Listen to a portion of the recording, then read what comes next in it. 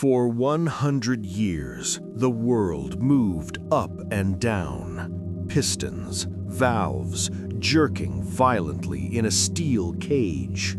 It was inefficient. It was ugly.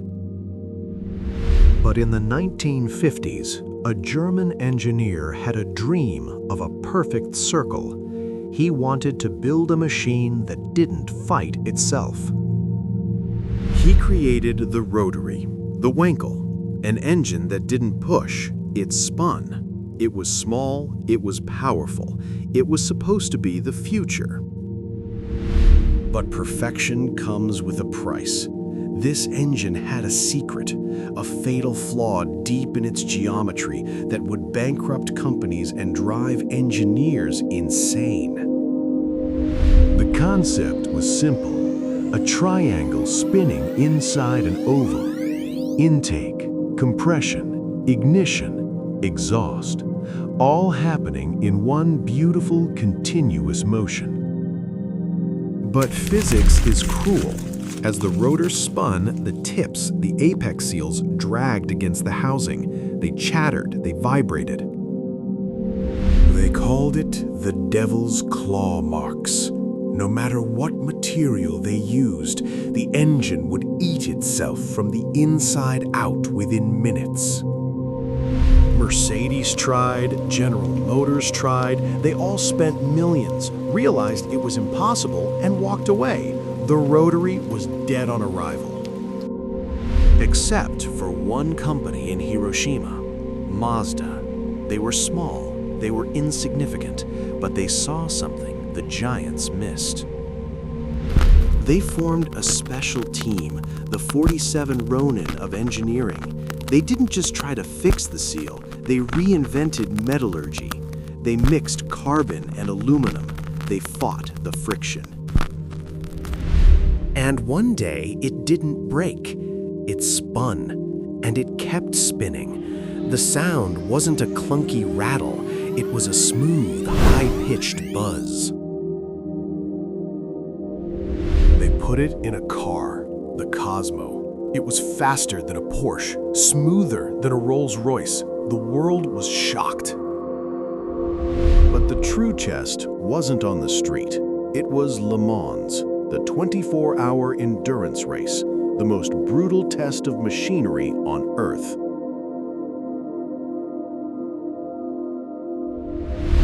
In 1991, they brought the 787B, a four-rotor monster. When the driver stepped on the gas, it didn't sound like a car, it sounded like a banshee screaming at the gods. It was the only car that didn't break down. It won. The only rotary engine to ever win Le Mans. It proved that the impossible shape was superior. They had done it.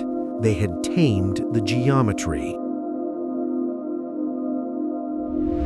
But heroes rarely survive the peace. The Rotary had one final enemy it couldn't spin away from: pollution. It burned oil by design. It was dirty, and as the world demanded cleaner air, the Rotary was choked out. Laws were passed, the production lines stopped.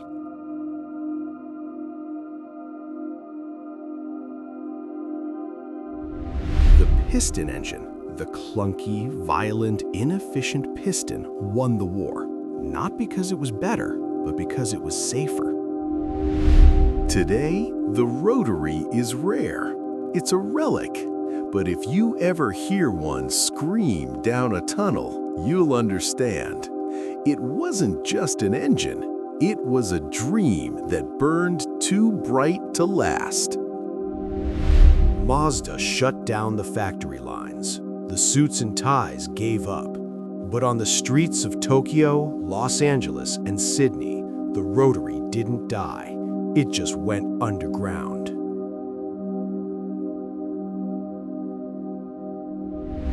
The tuners realized something. This engine was small, but it could handle insane pressure. If you added a massive turbo, it didn't just go fast, it flew. It became a relationship of love and hate. You would push it to 800 horsepower. It would scream like a demon. And then, pop, the apex seals would blow. But they didn't care. They rebuilt them in driveways. They kept the dream alive with blood, sweat, and empty wallets. It wasn't just a car anymore. It was a cult.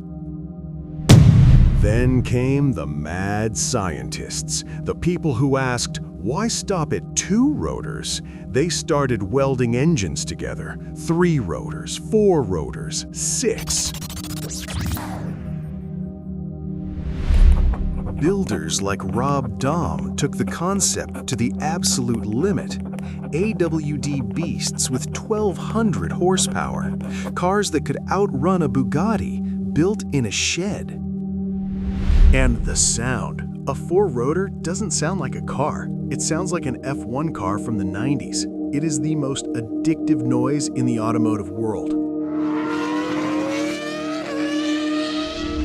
They proved that the geometry wasn't the problem. The limitations were just in our minds. But the story has one final twist. We all thought electric vehicles killed the combustion engine, but the Rotary has a secret weapon. Hydrogen is the fuel of the gods. It's clean and powerful, but inside a normal piston engine, it's a nightmare. It explodes too fast. It creates hotspots that destroy the cylinders. But the Rotary is different. Because it spins, the intake always happens in one dedicated cool section, and the fire happens in another. It naturally separates the cold from the hot. It doesn't get hotspots. It was born for this fuel. Mazda realized that the flaw that killed it in the 90s, the heat separation, is actually the feature that saves it today. They are bringing it back, not to turn the wheels directly, but as a generator. The heart of the machine is beating again. Felix Wankel had a dream of a perfect circle. He didn't know it would take 70 years, millions of dollars, and generations of heartbreak to get there. It is inefficient. It burns oil. It breaks down. By all logic, this engine should not exist. But logic doesn't make us smile. Logic doesn't make us dream. The Rotary engine is proof that sometimes the most beautiful things in life are the broken ones. Keep spinning.